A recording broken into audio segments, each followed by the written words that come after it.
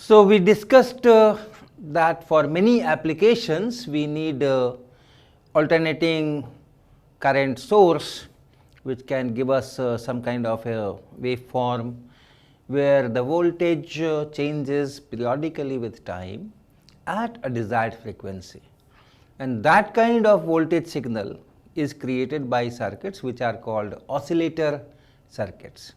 The essentials we had discussed. The essentials parts are that you have some kind of a frequency selective circuit,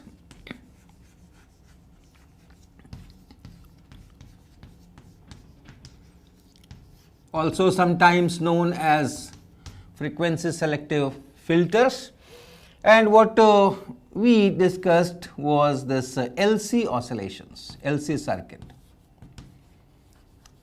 which is used for several tens of or hundreds of kilohertz onwards up to say megahertz, like that. So, that kind of a tuning circuit which can oscillate at one particular frequency, and that is decided by the parameters here. And then the voltage goes to an amplifier, and this is where the transistor comes into picture. This goes to an amplifier, and then from the amplifier you take your output also, and then you have a feedback mechanism.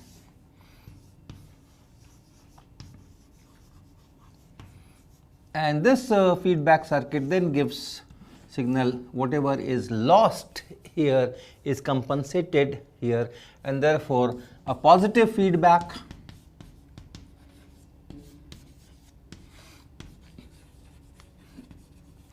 that means the phase of this voltage which is there and the phase of this voltage which is coming, they should match with each other so that the losses are compensated, the amplitudes are added, and you get a supply of constant AC voltage. So, there are various ways, lots of circuits are there. We will be describing one or two. The first one is called tuned collector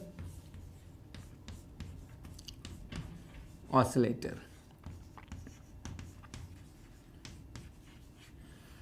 So, in the amplifier you have a base, emitter and collector, and it is the collector which is connected to this tuned circuit, and therefore it is known as tuned collector oscillator.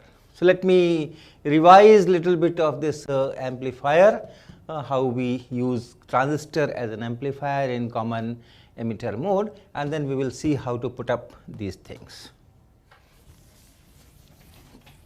So, in a transistor amplifier we had in common emitter configuration, you have this emitter here and collector here, base here. Then you put this to ground, some resistance. In actual case you also put some capacitor, so that this alternating things is bypassed from here. And then this side should be forward biased, and this is NPN transistor, so this should be forward biased. So, we put up a resistance RC, and then the bias voltage here like this. So, this, and on this side we have this RB resistance, and then we put biasing voltage once again here. So, this is the basic configuration of this amplifier. This we had discussed in detail. There are some more modification, but basically this is the thing. Now, at this stage I would like to introduce two things. One is another way of writing these things.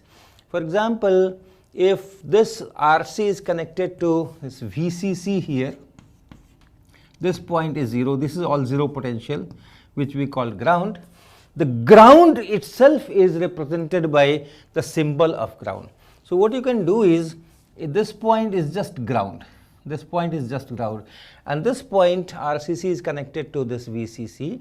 So you can just remove all these things from here. And if you just write that this point is VCC, it serves. It tells me that with respect to this ground, this point is at this potential. So a battery is connected between the ground and this VCC is there. So that's one thing. This is how you can do many things. For example, this RB here, this is VBB base. So instead of writing in this fashion, what you can do is you can just remove it and you can just write it that this is VBB. So that means we know that okay, there is some battery connected here and is maintained at this potential with respect to this ground. And then you can remove this ground line also. You can remove this ground line also, and these things which are connected to ground, this also you can remove, and you can put a ground symbol here. You can say that this is ground, this is the ground symbol, this is ground. Wherever there is a zero potential point, you can put this symbol anywhere in the whole circuit, and we know that that is connected to this line. So this is one thing. So let me redraw it, only the geometry. Let me say that this is this RC, I will write like this.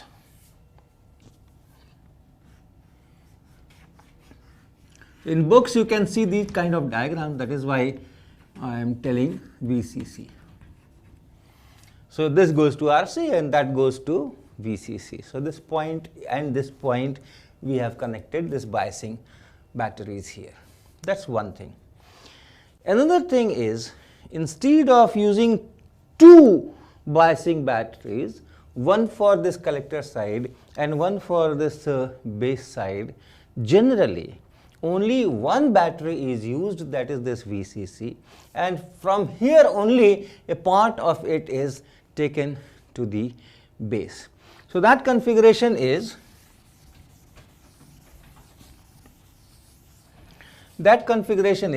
from here you make some kind of a potential divider.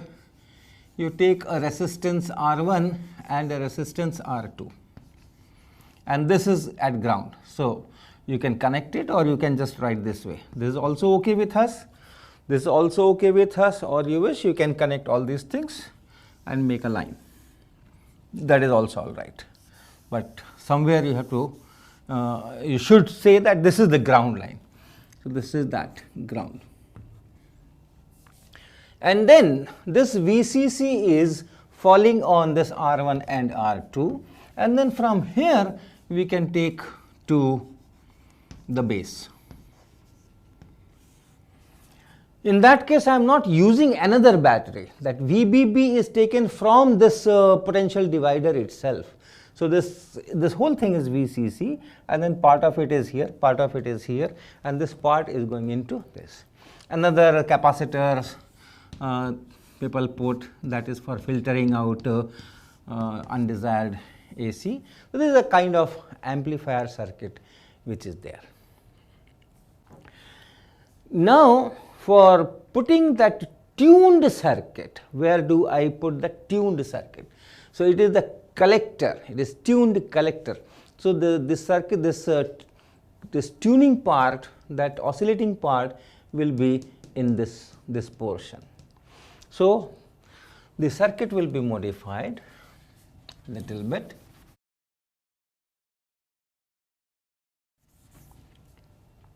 And here it goes to let us say a capacitor here, and then you have this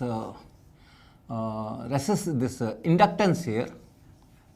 You have this inductance here. So this is that LC circuit. This is that LC circuit, tuned circuit, frequency selective circuit, also known as tank circuit or tank. Tank we use to store water or oil or food grains or something which is stored that is tank. So here it stores the frequency or the amplitude, so known as tank. So here we are putting that into the collector circuit, and this L which is here, it is actually the primary of a transformer. Okay. So remember transformer, you have a core, and on that core the windings are there, two windings are there, one is called primary and one is called secondary. Then on primary side you supply some voltage, AC voltage, and this AC voltage drives current, and that current produces magnetic field, and since it is through that same core, whatever soft iron or core, so that magnetic field also reaches here. A flux is generated. Since it is varying with time, this flux also changes with time, and then you have a voltage induced here. Then you have all that mutual inductance, all those mathematics can be done. So you produce a voltage here, and the ratio can be determined. How much voltage is here and how much voltage is here, that is determined by the number of turns here and number of turns here. And the symbol for this is, you draw two vertical lines, and then you draw the primary, you show the primary here and you show the secondary here. So this is the symbol. These two vertical lines represent that core, which is the bridge for sharing magnetic field between this coil and this coil. Through this ferromagnetic thing, the magnetic field lines are guided, and you have this. So that is the symbol. So we put the symbol here. This is that transformer primary. This one is that primary. And then you have secondary, and number of turns you can decide, and also the way it is these windings are done. And this you can collect in this base circuit. So the tuned circuit is there. This is the tuned circuit. It will oscillate at a particular frequency, resonance at this particular frequency, and then this whatever voltage is generated, it is coupled to this second coil. If you call this L1, this is L2, so it is coupled to this secondary, and this we are bringing back here. This we are bringing back here. So whatever was going through this biasing to the base, in the path we have connected this. So part of this output which is generated, this amplified thing which is generated, is taken into this base circuit. So if you look at this, you can use your output also. You can use your output from here, V out. And when I write V out here, that means this the voltage is taken from here with reference to the ground. So this is, I could have written, I can put line here and they say that here is the output, but writing V out itself means that this is with reference to this ground line. Okay.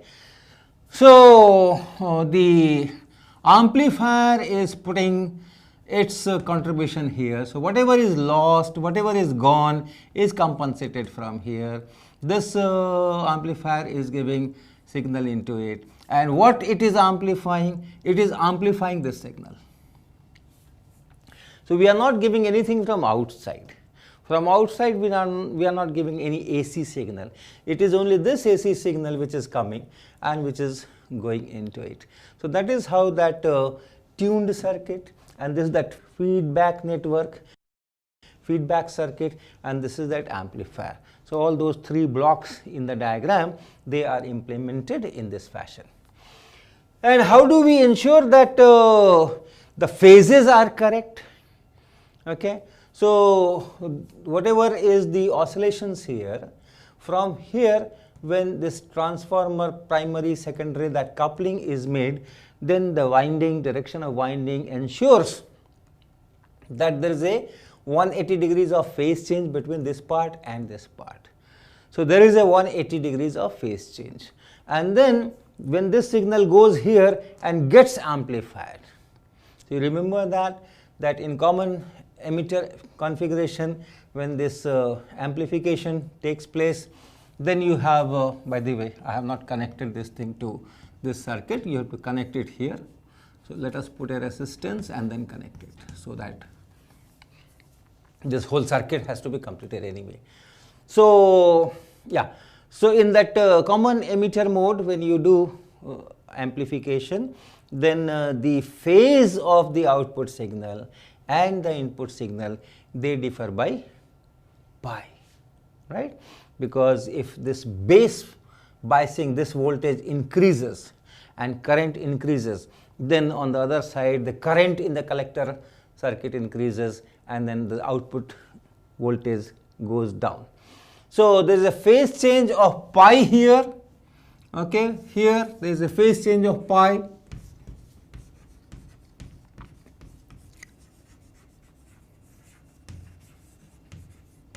and then here again there is a phase change of pi from here to here, right, from here to here, from this base to this collector here, again phase change of pi.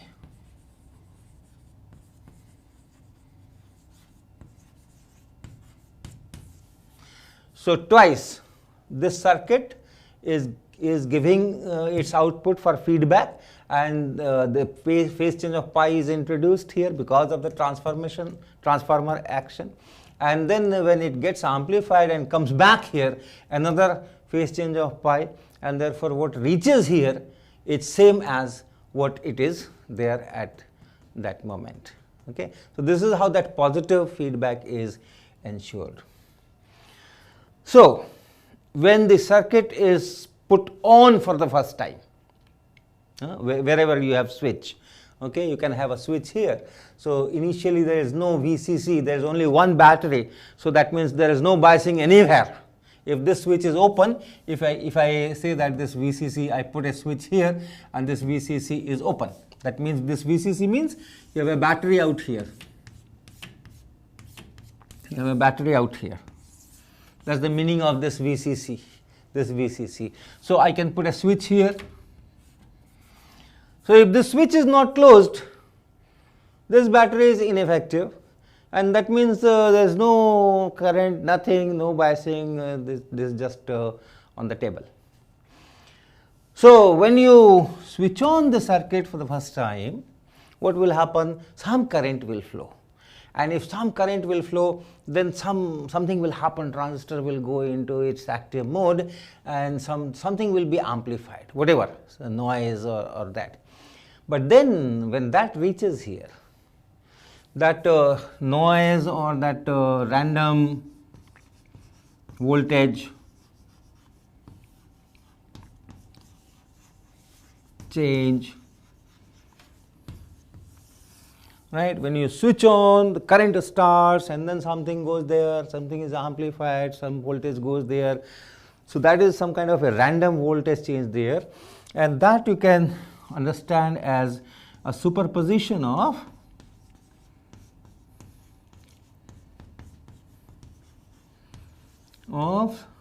sine functions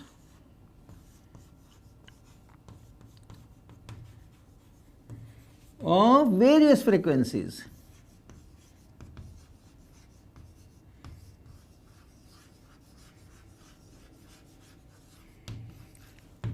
Okay. Say a sine wave is just like this, or sine function is just like this. It has a definite frequency. But if you take this is, let us say, omega 1, angular frequency omega 1. If you take various angular frequencies and adjust your amplitudes also properly, this is, say, omega 2, you have some omega 3 also, you have some omega 4 also.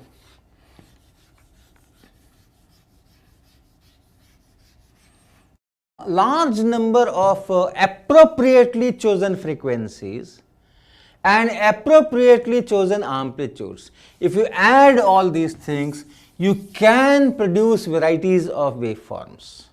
Like for example, you can produce this kind of thing. This can be taken as this plus this plus this plus this plus this plus this. So any kind of shape can be decomposed into a summation of sine waves with different frequencies and different amplitudes. What frequencies are chosen and what are the corresponding amplitudes, that will decide what kind of final shape appears. So whatever it is, that random voltage change when you first switch on, that can be taken as a superposition of sine functions of various frequencies. But then this is a circuit where if the input going into it is at this frequency, then it oscillates with larger amplitudes. And if other frequencies come which are far away from this, very different from this, those oscillations are of very small amplitudes. So it is selecting out of this many frequencies which are there, it is selecting its own frequency, and that component will get enhanced again and again, and the remaining will die out. So after a very short time, this other components, they all die out, and finally there is only one component, and that is this, and then you have your cycle, and then you get your output with that kind of voltage. And how much feedback is taken, that can be adjusted from this L2. So number of turns here will determine what fraction of this is taken as the feedback. So essentially we need a constant amplitude at the end of it. If this feedback is more than that, then also we are in trouble. If it is less than that, then also we are in trouble. So this number of turns have to be chosen judiciously so that particular amplitude is maintained. So this is how an oscillator works, and this is the circuit for that tuned collector oscillator, normally used in radios, transistor radios. So this is also called local radio oscillator. So this is it. Now there are other varieties of these oscillators. One very common is called Hartley oscillators. I'll just give you the diagram of that. So Hartley,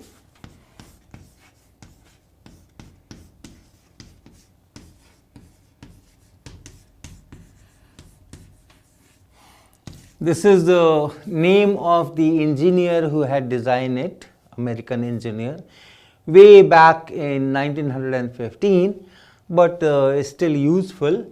So this, in this you have that circuit, amplifying circuit, and in the collector part you put that tuned circuit where you have this capacitance, and then on that L side, inductor side, you generally have two inductors, L1 and L2.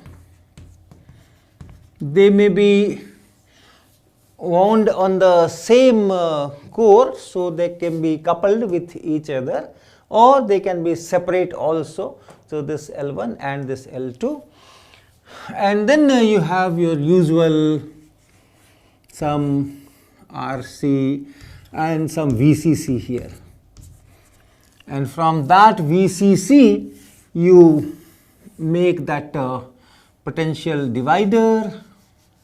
So R1, R2, R1, R2, and then from here you give this biasing to the base, and this is coupled the center is grounded. The center, that means the junction of this L1 and L2, that is grounded. And this L2 which is here, this one, this point here, the voltage here, that is taken and joined to the base voltage, base biasing. This is just a capacitor. Okay, so it goes like this. So this is the kind of circuit of Hartley oscillator. And these two separate L1 and L2, one can have a single inductor also, and from somewhere in between you tap it and put it in ground. So the feedback is coming from here, and your output can come from here. This can be the output point. Right, so that feedback is coming from here. This is at ground potential, at zero potential, this potential, and then this point which is at some voltage which is changing in time, that is joined to this biasing of base. So that is the feedback network. So this is one design which works quite well, and the phase relationship is once again, if this is grounded and if the current is going in particular direction, so at certain time when this is positive, then this is negative. So a phase change of pi by 2 is ensured here, not pi by 2, pi is ensured here, and then another phase change is here. So when this gets the signal, it gets in the same phase. So that is how it is done. Closely related is Colpitt's oscillator.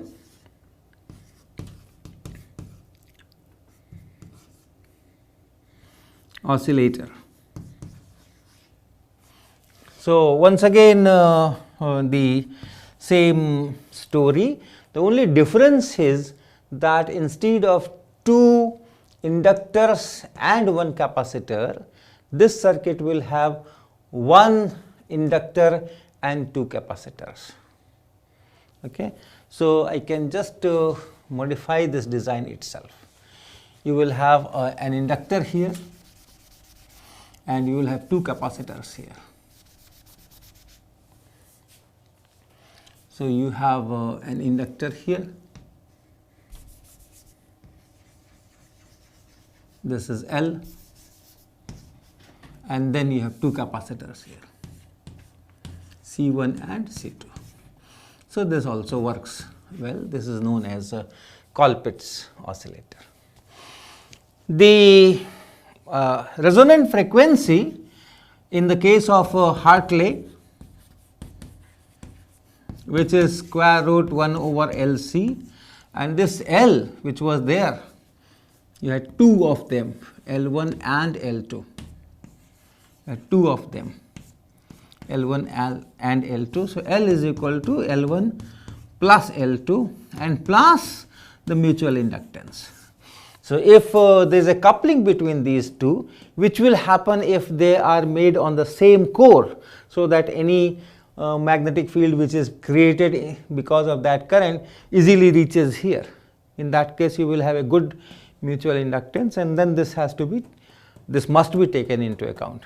And if they are on separate cores, so that the magnetic field diverges out of core and not much reaches here, then this mutual inductance will be very small, and L equal to L1 plus L2 can be worked.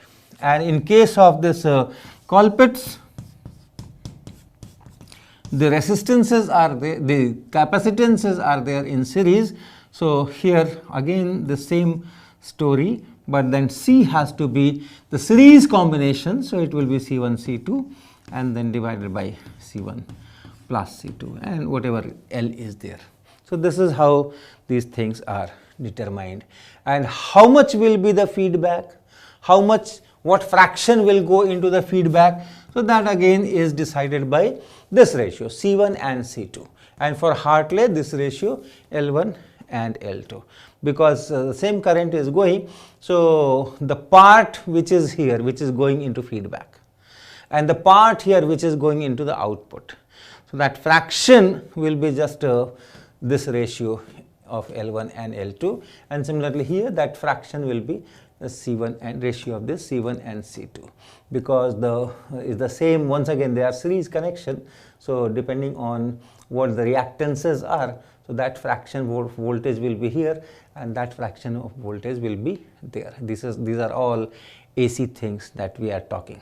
Okay, so when you use 1 over C omega, L omega, those things will be operative. So this is how the oscillators are generally made.